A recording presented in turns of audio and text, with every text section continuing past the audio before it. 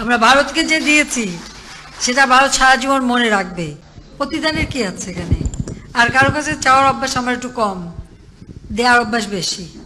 ভারতকে যা দিয়েছি সেটি তারা সারা জীবন মনে রাখবে, এই উক্তিটি আওয়ামী লীগ সভাপতি ও সাবেক প্রধানমন্ত্রী শেখ হাসিনার ছাত্র জনতার গণ অভ্যুত্থানের মুখে গত 5ই আগস্ট পদত্যাগ করে যিনি পালিয়ে গিয়ে আশ্রয় নেন ভারতেই।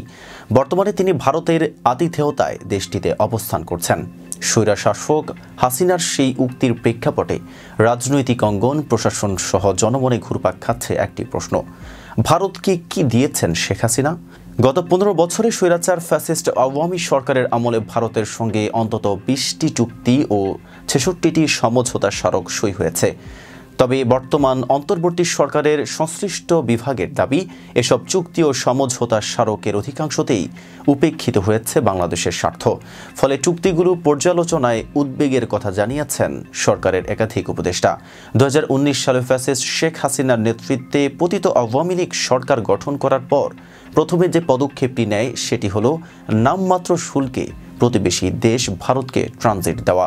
ভারতকে ট্রানজিট দেওয়ার কারণ সম্পর্কে ফ্যাসিস্ট হাসিনার আমলা এবং মন্ত্রীরা বলেন, তাদেরকে যদি ট্রানজিট দেওয়া হয় তাহলে বাংলাদেশের অর্থনীতির অবকাঠামো খুব তাড়াতাড়ি সিঙ্গাপুর, ব্যাংকক, দুবাইয়ের মতো হয়ে উঠবে। তবে ওই সময় প্রস্তাবিত ট্রানজিটের বিপক্ষে বিএনপি সহ অন্যান্য বিরোধী দল ও মতের মানুষ তুমুল আন্দোলন করে তোলে। কিন্তু তাদের আন্দোলনকে গুরুত্ব না দিয়ে ফ্যাসিস্ট হাসিনা তার নিজের সিদ্ধান্তে অটল থেকে যান। এদিকে ট্রানজিট আদায় করে নেওয়ার পর ভারত বাংলাদেশের চট্টগ্রাম ও মোংলা বন্দর ব্যবহারের সুবিধা পায়, যার ফলে ভারত তার কাঙ্ক্ষিত লক্ষ্যে পৌঁছাতে সক্ষম হয়। এদিকে বাংলাদেশ তিস্তা নদীর পানি না পেলেও দিতে হয়েছে ফেনী নদীর পানি। মাসে 700 কোটি টাকার ক্ষতি করে মোদির বন্ধু আদানির কাছ থেকে করা হয়েছে বিদ্যুৎ আমদানি। বাংলাদেশকে ভারতের তৃতীয় সর্বোচ্চ রেমিটেন্স আহরণের উৎস বানানো হয়েছে। বাংলাদেশের পাঠ্যপুস্তক ছাপানোর দায়িত্ব ভারতের কাছে দেওয়া হয়। দেশীয় আন্তর্জাতিক মানের বহু ছাপাখানা থাকার পরও শুধুমাত্র ভারতকে খুশি করার জন্য ফ্যাসিস্ট হাসিনা এমন সিদ্ধান্ত নেয়। 2014 সালে ফ্যাসিস্ট শেখ হাসিনা এক ভুয়া নির্বাচনের মাধ্যমে টানা দ্বিতীয় মেয়াদে প্রধানমন্ত্রীর আসনে বসার পরপরই বাংলাদেশের সার্বভৌমত্বকে হুমকিতে রেখে ভারতের সঙ্গে এক প্রতিরক্ষা চুক্তি স্বাক্ষর করেন, যা ছিল বাংলাদেশের স্বার্থের পুরোপুরি বিপরীত।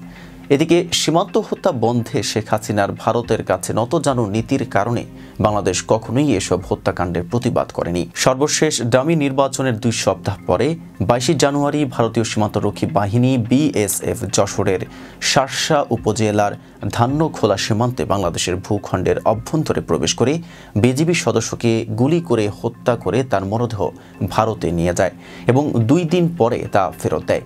বিএসএফের এমন ন্যাক্কারজনক ঘটনার পরেও চুপ ছিলেন ফ্যাসিস্ট শেখ হাসিনা সরকার। শুধুমাত্র ভারতের কাছে নতজানু এবং ক্ষমতা দীর্ঘস্থায়ী করার জন্যই পিলখানা হত্যাকাণ্ডের তদন্ত থেকে সরে আসেন স্বৈরাচার শেখ হাসিনা। বিডিআর হত্যাকাণ্ডের মূল লক্ষ্য ছিল দেশের সীমান্তকে অরক্ষিত করে তোলা। আর এই ন্যাক্কারজনক হত্যাকাণ্ডের পেছনে প্রকাশ্যভাবেই প্রতিবেশী দেশ ভারতের ইন্ধন ছিল বলে অভিযোগ ওঠে বিভিন্ন মহল থেকে। এ কারণেই এই ঘটনার আর আন্তর্জাতিক কোনো তদন্ত হয়নি বলেও অভিযোগ ওঠে। শুধুমাত্র মোদী সরকারকে খুশি রাখার জন্যই ভারতের সঙ্গে গোলামির রেল চুক্তি, আবার ভারতের স্বার্থ রক্ষার জন্য রামপাল বিদ্যুৎ কেন্দ্র নির্মাণ করেন হাসিনা সরকার। সর্বশেষ ভারতীয়দের দখলে তুলে দেওয়া হয় বাংলাদেশের আইটি সেক্টর, যার ফলশ্রুতিতে বাংলাদেশে ভারতীয় টিভি চ্যানেলের অবাধ সম্প্রচার করা হয়। কিন্তু বাংলাদেশের কোনো টিভি চ্যানেলের সম্প্রচার চালু করা সম্ভব হয়নি ভারতে। তাই বলা যায় স্বৈরাচার ফ্যাসিস্ট আওয়ামী সরকারের 15 বছর বাংলাদেশ ছিল ভারতের একমাত্র উন্মুক্ত বাজার। আবু হায়াত শুভের প্রতিবেদন এতক্ষণ সাথে ছিলাম মেহেদি হাসান। ফেজ দ্য পিপলের সাথে থাকার জন্য ধন্যবাদ।